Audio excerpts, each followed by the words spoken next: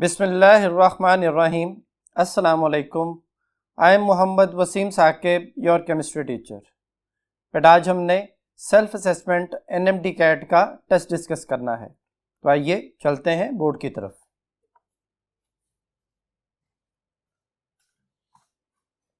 जी students, बेटा आज का जो हमारा टेस्ट है वो सेल्फ असेसमेंट है, एनएमडी कैट के बारे में हम डिस्कशन करेंगे। तो पहला क्वेश्चन है question number 36। Which one of the following functional group will usually be attacked by only electrophiles? कहते हैं कौन सा फंक्शनल ग्रुप जो है वो सिर्फ इलेक्ट्रोफाइल उसको अटैक कर सकते हैं बेटा। तो पहली ऑप्शन कार्बोनाइल है, बीटा ऑप्शन जो है वो कार्बन के साथ कोई भी ग्रुप, जैसे हाइड्रोजन हम मोस्टली कहते हैं कि वो अटैच है और उसके साथ एक ब्रोमीन अटैच है, तो हम इसे अल्काइल हैलाइड कहेंगे, अल्काइल ब्रोमाइड है। मिथाइल ब्रोमाइड हो सकता है या मजीद कार्बन भी अटैच हो सकते हैं, तो अल्काइल ब्रोमाइड भी कहा जा सकता है।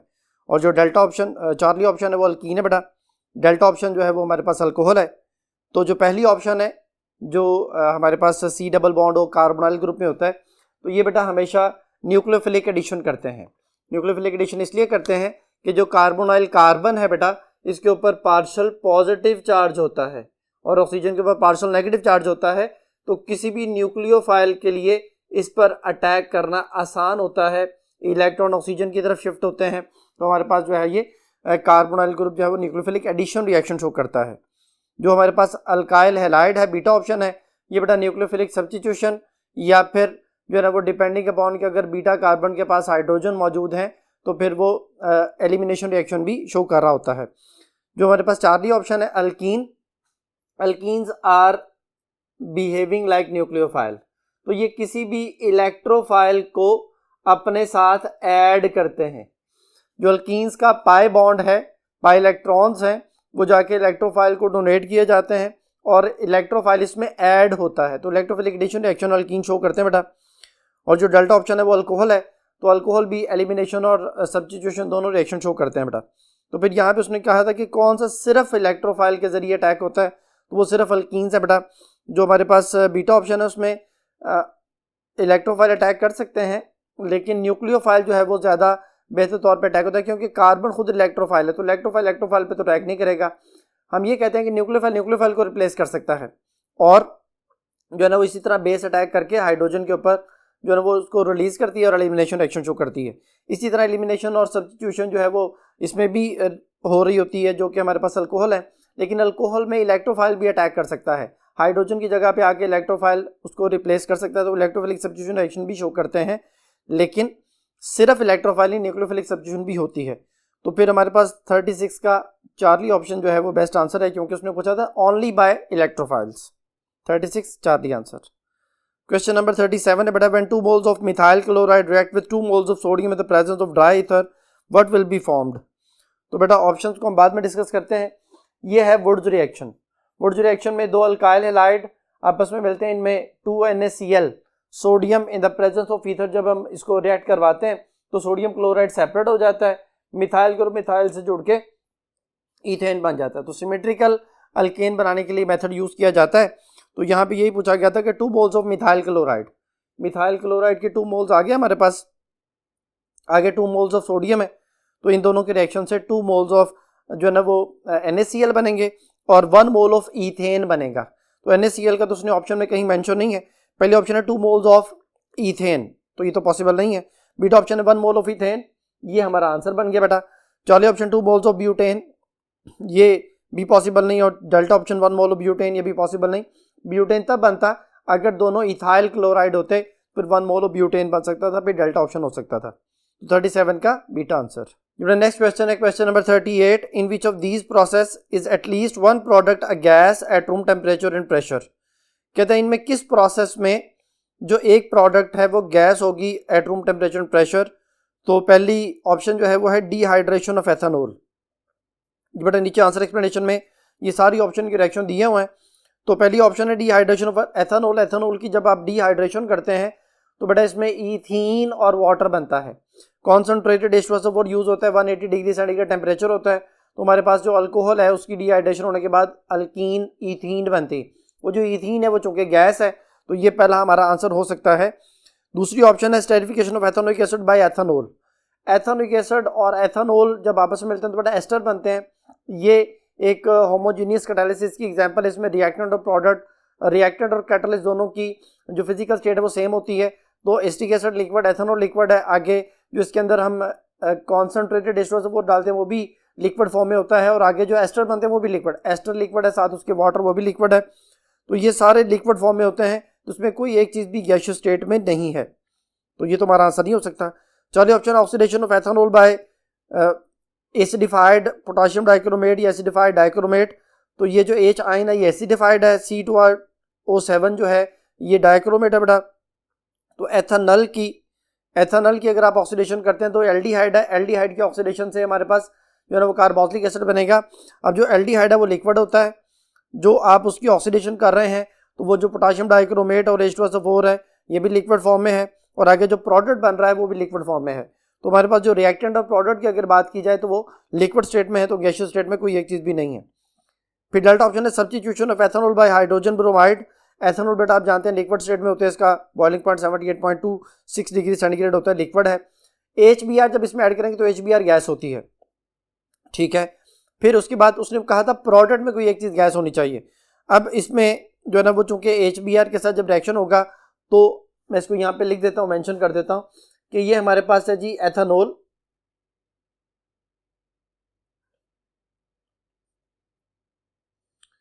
HBr बेटा एक स्ट्रॉन्ग एसिड है, इसके लिए हमें किसी कैटलिस्ट की जरूरत नहीं होती। ये बेटा इसमें से वाटर माइनस हो जाएगा और इथाइल ब्रोमाइड बन जाएगा। अब इथाइल ब्रोमाइड भी लिक्विड, एथेनॉल भी लिक्विड। तो प्रोडक्ट की बात हो रही थी, प्रोडक्ट में जो हमारे पास चीज़ बनी वो लिक्विड और उसके साथ वाटर बनेगा वो भी लिक्विड, तो फिर कोई एक चीज़ भी गैसियस स्टेट में नहीं है। तो फिर जो मैंने चार ऑप्शन बोली हैं इनमें सिर्फ अल्फा ऑप्शन में इथीन जो थी वो गैस बन रही थी, बाकियों में सारे प्रोडक्ट लिक्विड स्टेट में बन रहे हैं, तो फिर 38 का अल्फा ही पॉसिबल आंसर है। Question number 39, which of the following statement does not match correctly for ethanol and phenol. कहता है एथेनॉल फिनोल के लिए कौन सी स्टेटमेंट करेक्टली मैच नहीं कर रही। तो नंबर 1 पे पहली ऑप्शन रिएजेंट है बेटा, फिर आगे एथेनॉल फिनोल। एथेनॉल फिनोल को अगर फलां रिएजेंट से मिलाया जाए तो क्या क्या जो है ना पॉसिबिलिटी हो सकती है। तो सबसे पहले उसकी रिएजेंट या स्टेट के वाले से बात है कि इसकी जो रूम टेम्परेचर पे स्टेट होती है, एथेनॉल लिक्विड होता है और फिनोल सॉलिड है। फिनोल का जो हमारे पास बॉइलिंग पॉइंट है वो 181 होता है। तो फिनोल एक डिलिक्विसेंट सॉलिड है, ऐसा सॉलिड जो हवा से नमी एब्जॉर्ब करके अपनी फिजिकल स्टेट को चेंज करने से डिलिक्विसेंट सॉलिड बोलते हैं। तो पहली ऑप्शन तो ठीक है बेटा। बीटा ऑप्शन है ऑर्गेनिक एसिड, कि अगर हम रिएजेंट ऑर्गेनिक एसिड यानी एस्टिक एसिड हमारे पास है तो अगर उसको एथेनॉल के साथ मिलाएंगे तो हमारे पास जो बेटा एस्टर बनता है वो इथाइल एथेनोएट है और वो लिक्विड फॉर्म में होता है। फिनोल जो है वो एस्टिक एसिड से रिएक्शन करके वो रिएक्शन नहीं देता, ये वाली बात भी ठीक हो गई। चलिए ऑप्शन है FeCl3 फेरिक क्लोराइड रिएजेंट है बेटा। एथेनॉल के साथ उसने लिखा हुआ वायलेट कलर प्रोड्यूस। बेटा जो फेरिक क्लोराइड है वो एथेनॉल से रिएक्शन नहीं करता। फेरिक क्लोराइड बेसिकली फिनोल का कंफर्मेटेड टेस्ट है और उसमें वायलेट कलर जो है वो प्रोड्यूस होता है। तो यहाँ पे उसने वायलेट कलर एथेनॉल के नीचे लिख दिया जो कि पॉसिबल नहीं है, तो फिर ये चार ही ऑप्शन करेक्टली मैच नहीं कर रही। डेल्टा ऑप्शन है हैलोजन एसिड, जैसे HBr है तो वो एथेनॉल के साथ मिलके ब्रोमोइथेन बन जाएगा और उसके साथ वाटर बनेगा। ये मैंने भी रिएक्शन लिखा था, HBr के साथ मिलके ब्रोमोइथेन बन रहा है, तो ये वाली बात ठीक है। और फिनोल HBr से रिएक्शन नहीं करता क्योंकि फिनोल खुद एसिड है, तो वो जो हैलोजन एसिड उसके साथ रिएक्शन नहीं करता। तो डेल्टा ऑप्शन भी ठीक हो गई, यानी अल्फा बीटा डेल्टा ठीक है। चार्ली जो है वो करेक्टली मैच नहीं कर रही, तो 39 का आंसर है Charlie option. Question number 40, consider the following structure बेटा दिया गया है। The correct name of the above structure according to the IUPAC is. ये बेटा देखें, ये स्ट्रक्चर मैंने लिख ली है 1 2 3 4 5 6, लॉन्गेस्ट चेन में 6 कार्बन है। अब बेटा OH और NH2 में जो प्रेफरेंस ऑर्डर है उसमें OH की प्रेफरेंस ज़्यादा है NH2 से, इसलिए नंबरिंग इस साइड से होगी, ये 1 ये 2 ये 3 ये 4 ये 5 और ये 6। अब 5 पे अमाइनो है, ये 5 पे अमाइनो आ गया और 2 पे अल्कोहलिक ग्रुप है, तो ये 5 अमाइनो 2 हेक्सानोल या हेक्सेन 2 भी से बोल सकते हैं, ये इसका IUPAC नेम बनेगा। अब पहली ऑप्शन 2 अमाइनो है, ये तो पॉसिबल नहीं। बीटा ऑप्शन 5 अमाइनो 2 हेक्सानोल है, ये हमारा आंसर मैच कर रहा है। चार्ली डेल्टा ऑप्शन में 5 अमाइनो 5 हेक्सानोल और 2 अमाइनो 4 हेक्सानोल लिखा हुआ, ये भी पॉसिबल नहीं है, तो 40 का beta answer. Question number 41, nitrobenzene may be prepared by reacting benzene with a mixture of concentrated sulphuric acid and nitric acid. कहते हैं नाइट्रोबेंजीन तब प्रिपेयर होती है जब बेंजीन को हम जो मिक्सर है कॉन्सेंट्रेटेड H2SO4 सल्फ्यूरिक एसिड या उसके साथ जो है ना वो नाइट्रिक एसिड उसके साथ मिलाते हैं, तो इन दोनों के रिएक्शन से वो कहता है नाइट्रोबेंजीन बन जाता है। तो which of the following best explain the role of concentrated sulphuric acid, कहते हैं यहाँ पे सल्फ्यूरिक एसिड का रोल क्या है। तो पहली ऑप्शन है रिमूविंग द वाटर प्रोडक्ट के, क्योंकि ये डिहाइड्रेटिंग एजेंट होता है, तो क्या ये वाटर रिमूव करने के लिए है। बीटा ऑप्शन है forming an unstable complex with benzene, की बेंजीन के साथ एक अनस्टेबल कॉम्प्लेक्स बना देता है। चौथे option acting as a solvent, और डेल्टा ऑप्शन है प्रोटोनेटिंग नाइट्रिक एसिड। तो ये डेल्टा ऑप्शन इसका आंसर है, क्योंकि जो नाइट्रिक एसिड है वो भी एसिड है। H2SO4 मैंने तोड़ के लिख लिया है। H2SO4 जो है बेसिकली इस तरह से इसका स्ट्रक्चर होता है, S double bond O, O के साथ H और O के साथ H। तो ये H अलहदा लिखा, ये H अलहदा लिख लिया, फिर ये O है, ये मेंशन हो गया, फिर SO2 है बेटा, ये लिख दिया मैंने, फिर O के साथ ये H है, ये लिख दिया। तो ये बेसिकली प्रोटोनेटिंग एसिड कहलाता है। प्रोटोनेटिंग एसिड से मुराद है कि ये अपने H आयन छोड़ता है, ये H इसके साथ मिलके वाटर बनाते हैं। NO2 नाइट्रोजन जो कि ऑक्सीजन से अटैच है, OH जब जाएगा इलेक्ट्रॉन छीन के लेके जाएगा नाइट्रोजन से, नाइट्रोजन के ऊपर पॉजिटिव चार्ज आएगा, नाइट्रोनियम आयन बनेगा, ये इलेक्ट्रोफाइल बेंजीन पर अटैक करके आगे नाइट्रोबेंजीन बनाता है। और HSO4 बाइसल्फेट आयन, ये जो बाकी चीज़ बच जाती है H, ये SO2 और ये दो ऑक्सीजन SO4 बनता है, तो HSO4 यानी बाइसल्फेट आयन बनता है। तो यहाँ पे जो हमारे पास प्रोडक्ट है उसमें जो वाटर बना है वो बेसिकली H2SO4 की हाइड्रोजन छोड़ने की वजह से बना है, तो ये प्रोटोनेटिंग एसिड के तौर पे ऐड कर रहा होता है।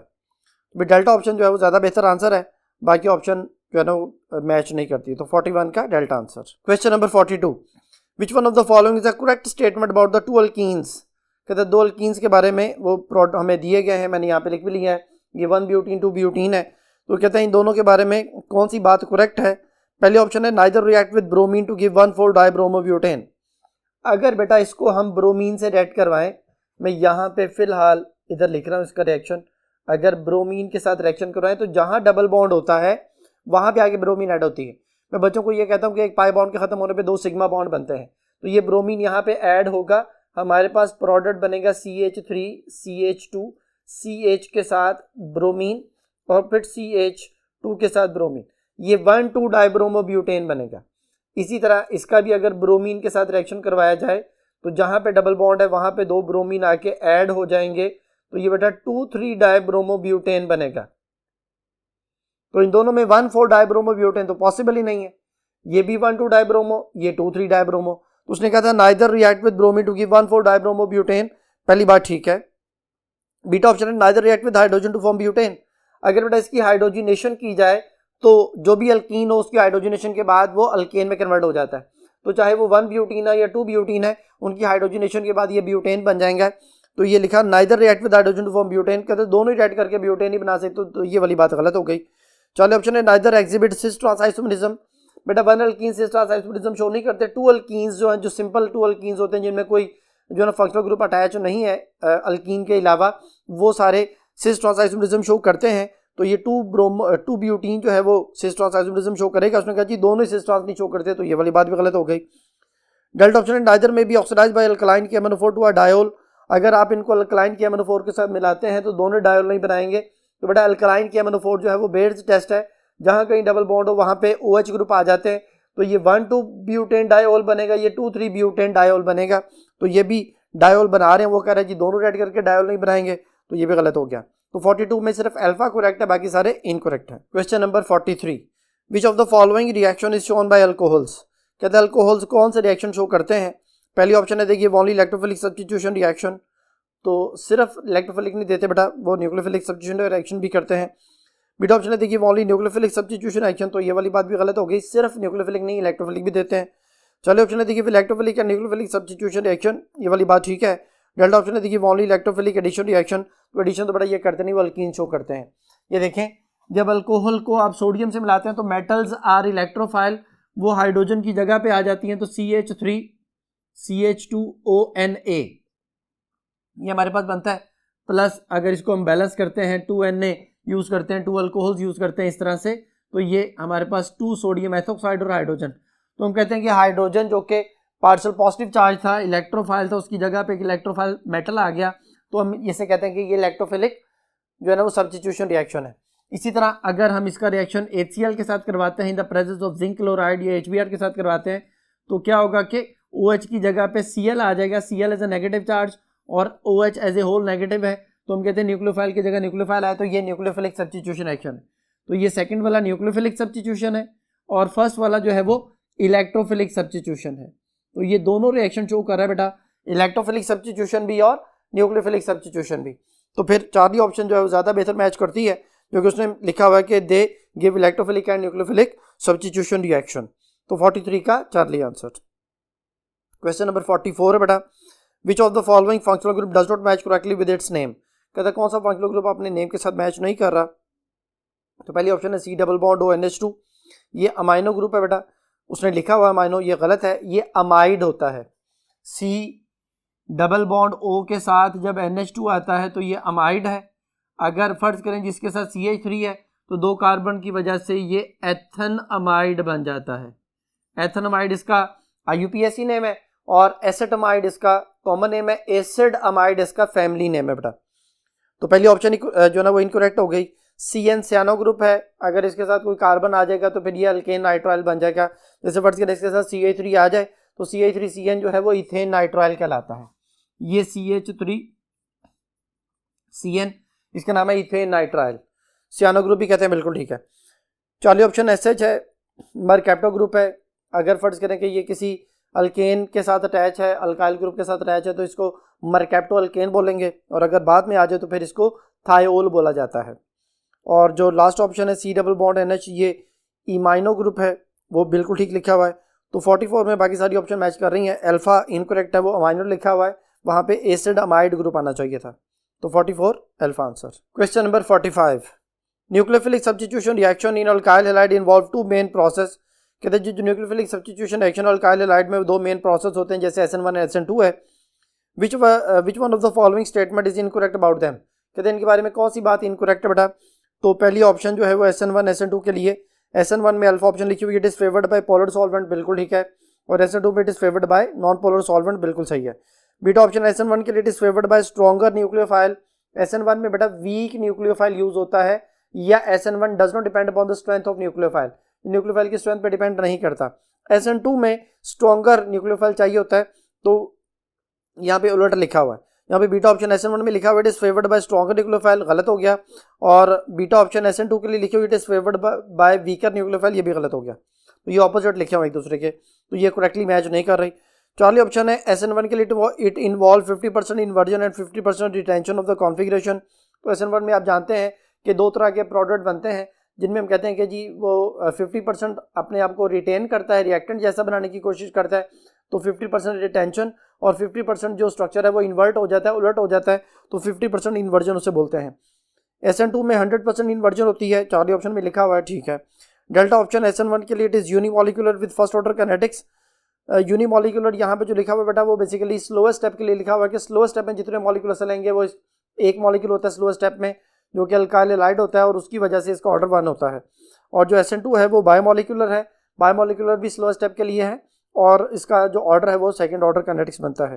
तो ये चार्ली डेल्टा ऑप्शन ठीक है, चार्ली भी ठीक है, अल्फा भी ठीक है, बीटा करेक्टली मैच नहीं कर रही, तो 45 का beta answer. Question number 46, which one of the following reaction is not shown by benzene. कहते हैं बेंजीन कौन सा रिएक्शन शो नहीं करता है। पहली ऑप्शन है concentrated HNO3 plus concentrated H2SO4, तो ये भी हमने पढ़ा था नाइट्रेशन, जिसमें H2SO4 प्रोटोनेटिंग एसिड है और OH जो है वो HNO3 में से रिलीज होता है।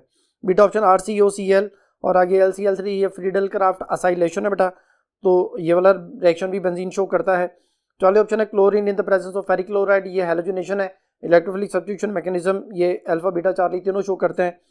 डेल्टा ऑप्शन है bromine in the presence of CCl4, तो ब्रोमीन बेटा रिएक्ट करता है बेंजीन के साथ, लेकिन इन the presence of sunlight, not in the presence of CCl4। ये जो ब्रोमीन CCl4 है ये बेसिकली एल्कीन का टेस्ट होता है, बेंजीन का नहीं। तो 46 का डेल्टा ऑप्शन ये वाला रिएक्शन बेंजीन शो नहीं करेगा। नेक्स्ट क्वेश्चन है question number 47, what will be the product when reactants are alcohol and thionyl chloride in the presence of pyridine used as solvent.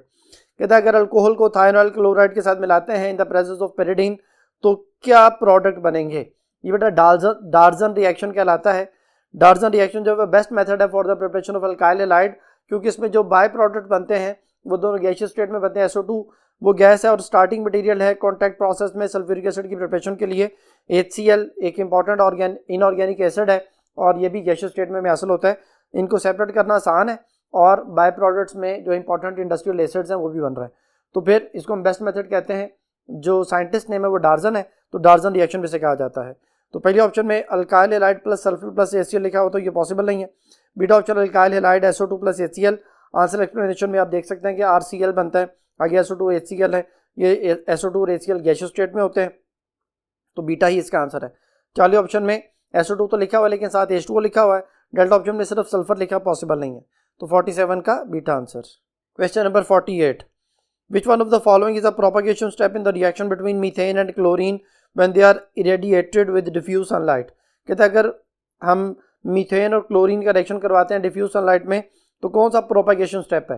बेटा प्रोपगेशन स्टेप जो alkane और halogen का है, उसमें chlorine bromine ज़्यादा यूज़ किए जाते हैं। उसमें हम ये कहते हैं कि एक जो हैलोजन फ्री रेडिकल है उसकी वजह से कार्बन फ्री रेडिकल क्रिएट हो या कार्बन फ्री रेडिकल की वजह से हैलोजन फ्री रेडिकल क्रिएट हो, ये प्रोपगेशन स्टेप की निशानी है। तो पहले ऑप्शन में हाइड्रोजन फ्री रेडिकल है, ये तो पॉसिबल ही नहीं है। बीटा ऑप्शन में क्लोरीन पॉजिटिव आयन लिखा हुआ है, ये भी पॉसिबल नहीं है।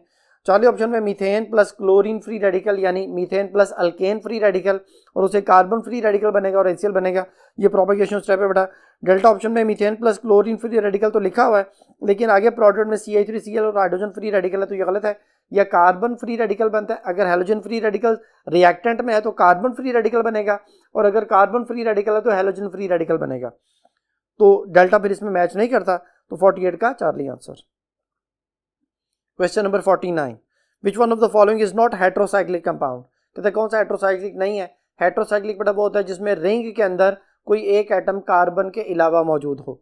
जो हमारे कोर्स में दिए गए हैं उसमें फ्यूरान है, वो ऑक्सीजन उसमें हेट्रो एटम है, थायोफिन में सल्फर हेट्रो एटम है, पायरोल या पेरिडीन में नाइट्रोजन हेट्रो एटम है। तो पहले ऑप्शन है टोलोमाइन, इसमें बेंजीन के ऊपर CH3 लगा होता है, तो बेंजीन चूंकि जो ना कार्बोसाइक्लिक है, होमोसाइक्लिक भी हम इसे कहते हैं, ये होमोसाइक्लिक एरोमेटिक कंपाउंड कहलाता है। तो जो बीटा ऑप्शन हमारे पास है फ्यूरान है, ये हेट्रोसाइक्लिक है। पिरिडीन उसका स्ट्रक्चर आंसर एक्सप्लेनेशन में दिया हुआ है, जो ना वो 6 मेंबर्ड रिंग है जिसमें एक नाइट्रोजन है, बाकी 5 कार्बन होते हैं। और जो थायोफिन है उसमें 4 कार्बन होते हैं और 5वां सल्फर होता है। ये स्ट्रक्चर दिए गए हैं बेटा। तो बीटा चार्ली डेल्टा ये हेट्रोसाइक्लिक है, अल्फा होमोसाइक्लिक है, तो 49 अल्फा आंसर।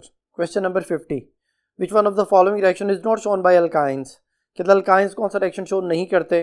तो पहले ऑप्शन है हाइड्रोजनेशन, अल्काइन की हाइड्रोजनेशन के बाद बेटा अल्केन बनता है। बीटा ऑप्शन है क्लीमेंसन रिडक्शन, ये बेटा एल्डिहाइड और कीटोन के लिए होता है। एल्डिहाइड और कीटोन की रिडक्शन के बाद हम उसे अल्केन बनाते हैं, ये अल्काइंस रिएक्शन शो नहीं करते।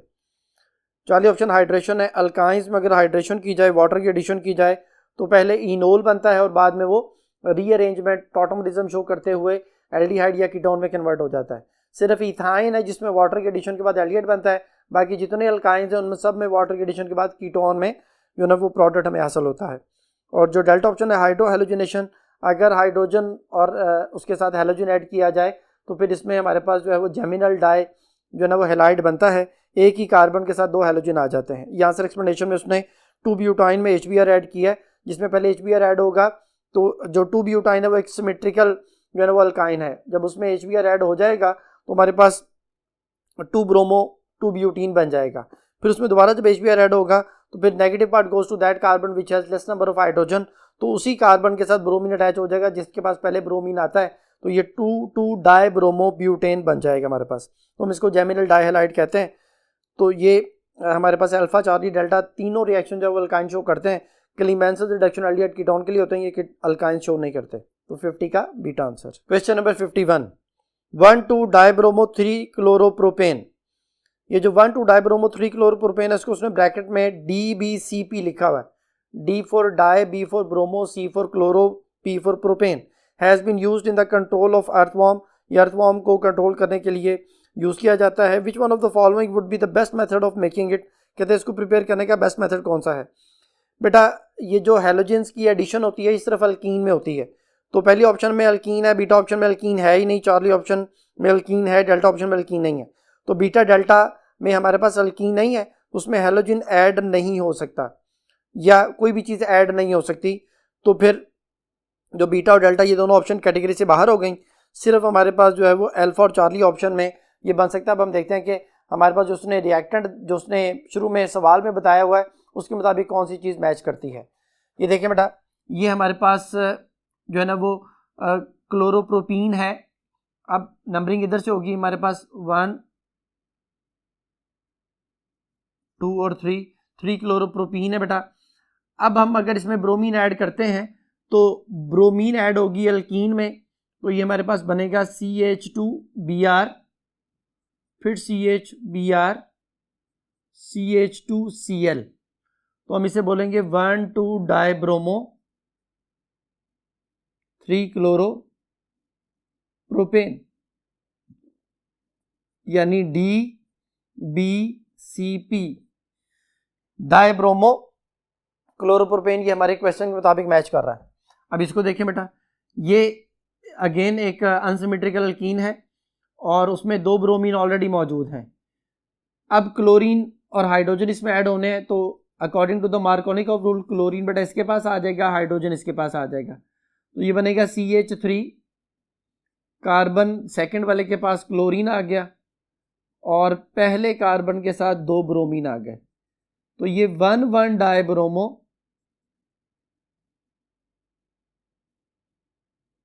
2 क्लोरो प्रोपेन बन गया। ये हमारे क्वेश्चन में जो शुरू में उसने प्रोडक्ट बताया हुआ था 1,2 डाइब्रोमो के साथ मैच नहीं कर रहा। ये तो 1,1 डाइब्रोमो है, तो फिर ये पॉसिबल नहीं है बेटा। सिर्फ जो पॉसिबल है वो अल्फा ऑप्शन है जिसमें 1,2 डाइब्रोमो 3 क्लोरोप्रोपेन बनता है अकॉर्डिंग टू द क्वेश्चन। तो 51 का alpha answer. Question number 52, Williamson synthesis of ether is superior to alcohol because it makes. कहते हैं विलियमसन सिंथेसिस जो ईथर की है वो अल्कोहल की निस्बत जो है वो ज़्यादा सुपीरियर है क्योंकि ये बनाती है। पहली ऑप्शन है सिमेट्रिकल ईथर, सिर्फ इसमें सिमेट्रिकल ईथर नहीं बन सकते बेटा, एसिमेट्रिकल ईथर भी इसमें बनते हैं। बीटा ऑप्शन एसिमेट्रिकल ईथर, तो ये भी पॉसिबल नहीं क्योंकि दोनों ही बन रहे होते हैं। चौथी ऑप्शन है ईथर एट रूम टेम्परेचर, कहते हैं रूम टेम्परेचर पे ईथर बनते हैं। और जो डेल्टा ऑप्शन है both symmetrical and asymmetrical ether, तो ये वाली ऑप्शन जो है वो ज़्यादा बेहतर है। तो 52 का डेल्टा आंसर। नीचे बेटा उसमें क्वेश्चन में जो हमारे पास रिएक्शन दिया गया है, तो पहले नंबर पे अल्कोहल जब सोडियम से रिएक्शन करता है तो हमारे पास सोडियम अल्कोक्साइड बनता है। जैसे मेथनॉल है सोडियम से रिएक्शन करके सोडियम मेथोक्साइड बन जाएगा। अब आप उसको जिस भी अल्काइल हैलाइड से मिलाएंगे उस हिसाब से हमारे पास जो है ना वो ईथर प्रिपेयर हो जाएगा।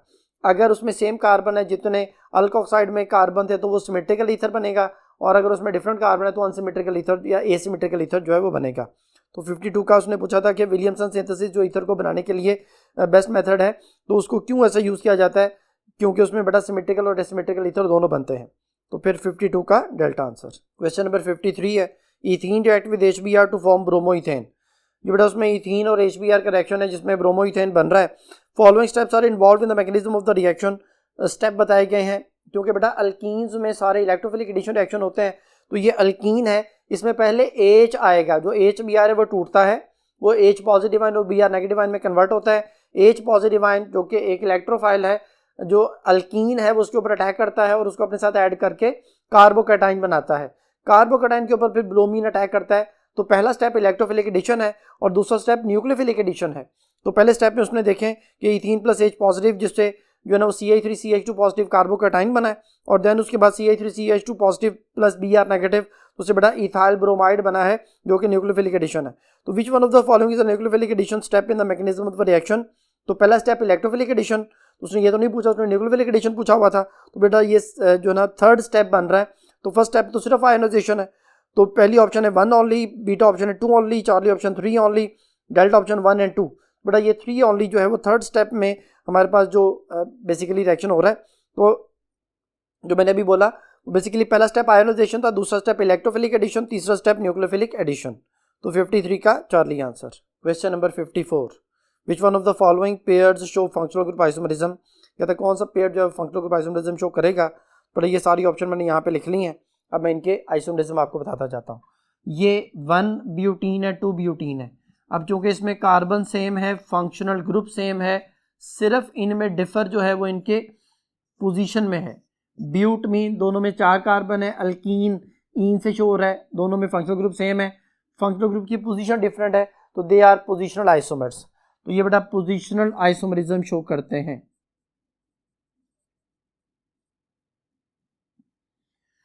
फिर ये बेटा अल्कोहल और ईथर हमेशा एक दूसरे के फंक्शनल ग्रुप आइसोमर होते हैं, दोनों में कार्बन सेम है, 3 कार्बन है, 1 ऑक्सीजन है और 3 to 5 to 7 और 8 हाइड्रोजन है। तो ये एक दूसरे के फंक्शनल ग्रुप आइसोमर्स होते हैं बेटा। Alcohol ether functional group isomerism show करते हैं, aldehyde ketone functional group isomerism show करते हैं अगर उनमें कार्बन 3 या 3 से ज्यादा हो, और इसी तरह कार्बोक्सिलिक एसिड और एस्टर जो है वो हमारे पास फंक्शनल ग्रुप आइसोमरिज्म शो करते हैं।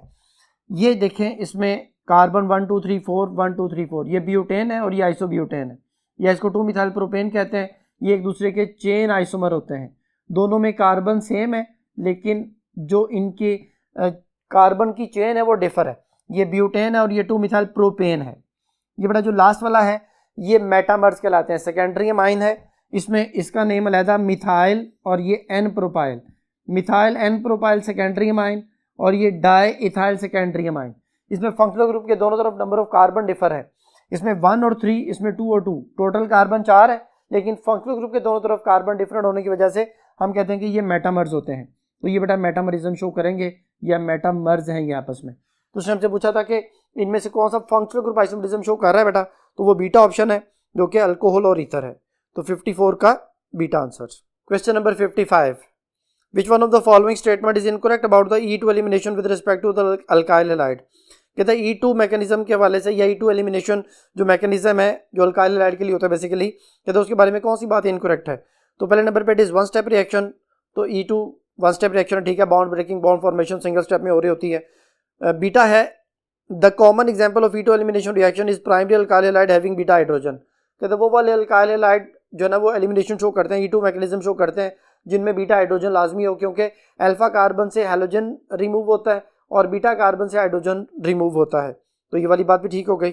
अब Charlie it takes place in the presence of weak base, तो ये गलत है बेटा। E2 जो है वो स्ट्रॉन्ग बेस की मौजूदगी में होता है, E1 जो है वो स्ट्रेंथ ऑफ बेस पे डिपेंड नहीं करता, लेकिन E2 जो है वो स्ट्रेंथ ऑफ बेस पे बहुत ज़्यादा डिपेंडेंट होता है और स्ट्रॉन्ग बेस ही रिएक्शन को कैरी आउट करवा सकती है। तो यहाँ पे वीक बेस लिखा हुआ है तो ये गलत हो गया, ये करेक्टली मैच नहीं कर रहा, तो ये आंसर हो सकता है delta option it is biomolecular show second order reaction, ये बायोमोलिकुलर है, सेकंड ऑर्डर रिएक्शन को शो करता है, बिल्कुल ठीक है। तो 55 का चार्ली जो है, जो उसने पूछा था इनकरेक्ट कौन सा, वो चार्ली बनता है। ये बेटा अब नेक्स्ट क्वेश्चन को सॉल्व करने के लिए हम नेक्स्ट बोर्ड की तरफ चलते हैं। जी स्टूडेंट्स, बेटा नेक्स्ट क्वेश्चन है question number 56, which of the following substance is are only planar in nature. कहते हैं कौन सा सब्सटेंस जो है वो प्लेनर है। तो पहली ऑप्शन है बेंजीन, दूसरी ऑप्शन है इथीन, चौथी ऑप्शन है साइक्लोहेक्सीन, डेल्टा ऑप्शन है बोथ ए एंड बी। बेटा देखिए मैंने इनके स्ट्रक्चर बना ली हैं, कोई भी स्ट्रक्चर तब प्लेनर होगा अगर उसके सारे कार्बन की हाइब्रिडाइजेशन या sp2 हो या sp हो। तो बेंजीन में सारे कार्बन sp2 हाइब्रिडाइज्ड है तो ये प्लेनर है बेटा। इथीन में दोनों कार्बन sp2 हाइब्रिडाइज्ड है, ये भी प्लेनर है। लेकिन ये साइक्लोहेक्सीन है, इसमें बेटा ये वाला कार्बन 1 और 2 ये दोनों sp2 हाइब्रिडाइज्ड है। अब ये दोनों तो sp2 हो गए, लेकिन ये वाला कार्बन 4 सिंगल बॉन्ड बना रहा है sp3, ये वाला कार्बन 4 सिंगल बॉन्ड बना रहा है sp3, ये भी 4 सिंगल बॉन्ड बना रहा है sp3, ये भी 4 सिंगल बॉन्ड बना रहा है sp3। तो 1 2 3 4 ये 4 कार्बन sp3 है और 2 कार्बन sp2 हाइब्रिडाइजेशन शो कर रहे हैं, तो ये प्लेनर नहीं होगा बेटा, क्योंकि sp3 टेट्राहेड्रल होता है, वो प्लेनर नहीं होता, वो 3 डायमेंशनल होता है। तो फिर आंसर जो है 56 का वो ए और बी बनता है, जो कि डेल्टा ऑप्शन में लिखा हुआ है। तो फिर 56 delta answer. Question number 57, which one of the following show geometric isomerism. कहता है कौन ज्योमेट्रिक आइसोमेरिज्म शो कर सकता है। Geometric mean cis trans. तो इसके लिए मैं बच्चों को ये कहता हूँ कि जितने 1 अल्कीन्स हैं अगर उनमें कोई और ग्रुप अटैच नहीं है तो फिर वो सिस ट्रांस आइसोमेरिज्म शो नहीं करेंगे। ये देखें, ये हमारे पास प्रोपीन है बेटा, propene cis trans isomerism show नहीं करेगा।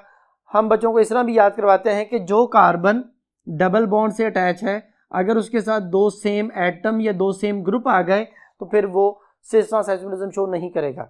मतलब अब अगर इसको हम देखें कि ये 2 सेम हाइड्रोजन आ गए तो अब ये इन हाइड्रोजन के लिहाज से सिस है और इन हाइड्रोजन के लिहाज से ट्रांस बन जाता है। तो हम कहते हैं ना ये सिस है ना ट्रांस है।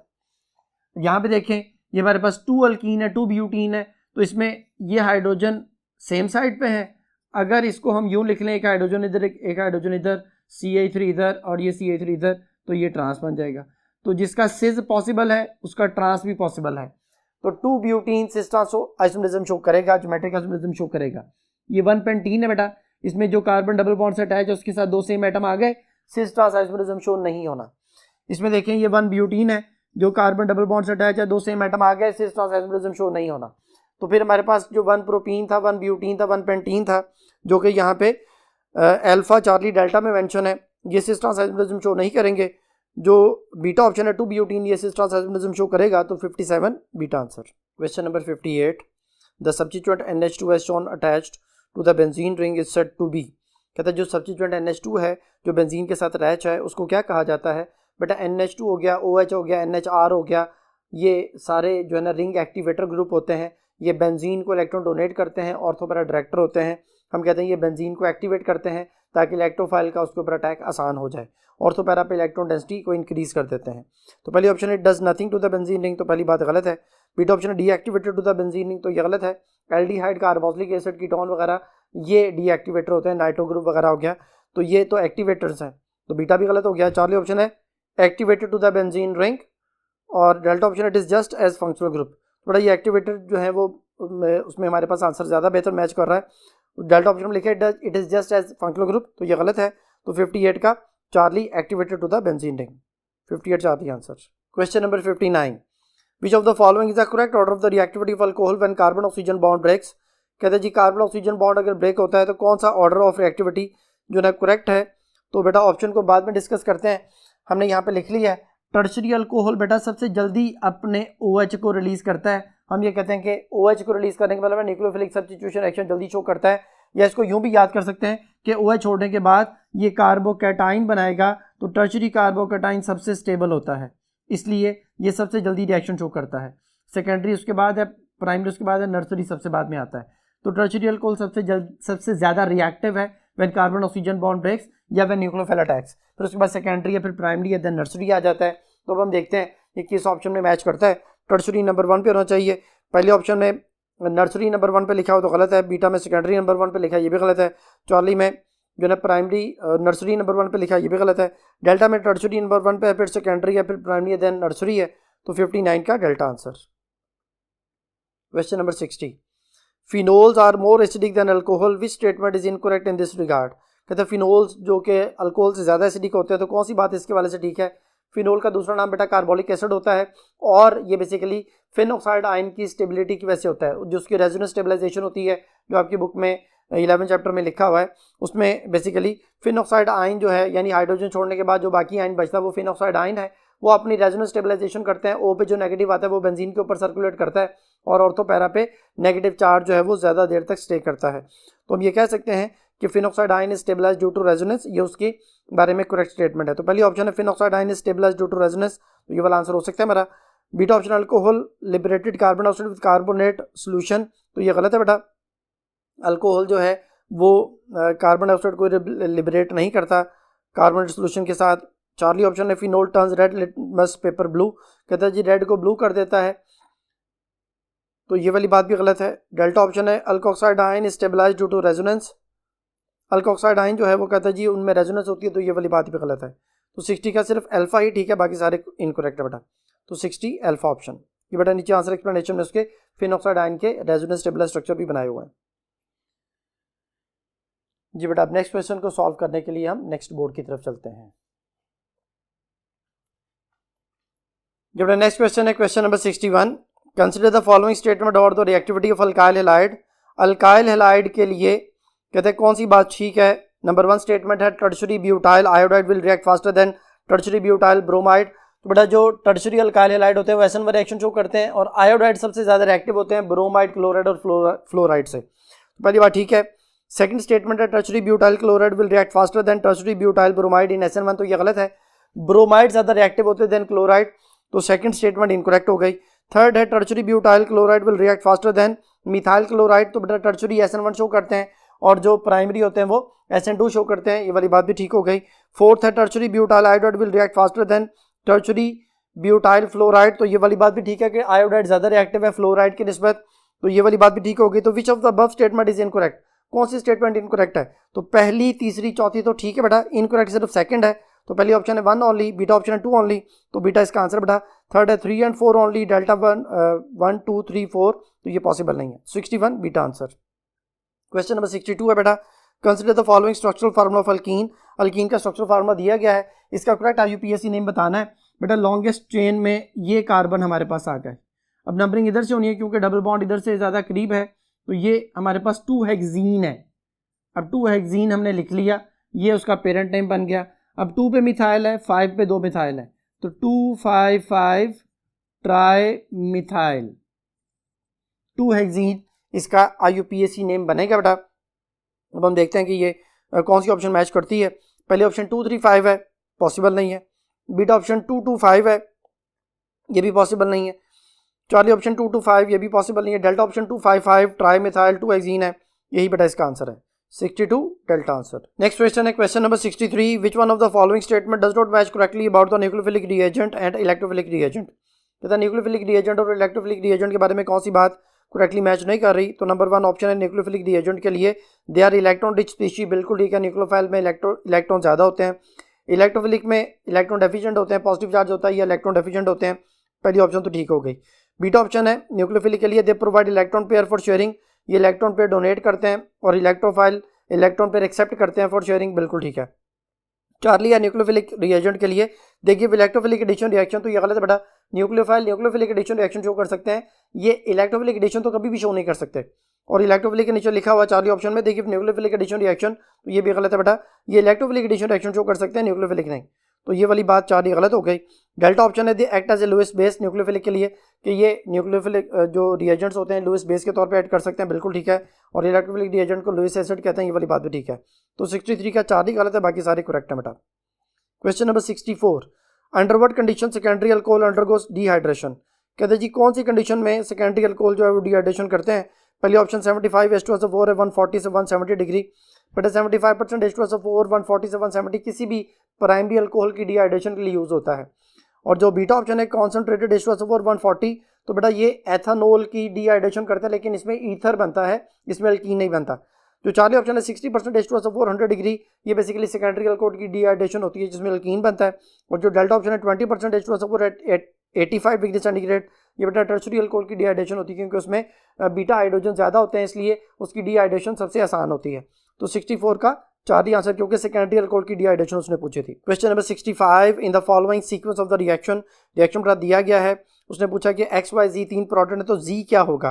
बड़ा ये देखें हमारे पास है 1 ब्रोमोब्यूटेन, अल्कोहलिक KOH जब इसमें ऐड की जाएगी तो अल्फा कार्बन से हैलोजन, बीटा कार्बन से हाइड्रोजन माइनस होगा, और डीहाइड्रोहैलोजनेशन के बाद अल्कीन यानी प्रोपीन बन जाएगा। यहाँ से ब्रोमीन गया, यहाँ से हाइड्रोजन गया, इन दोनों में डबल बॉन्ड आ गया।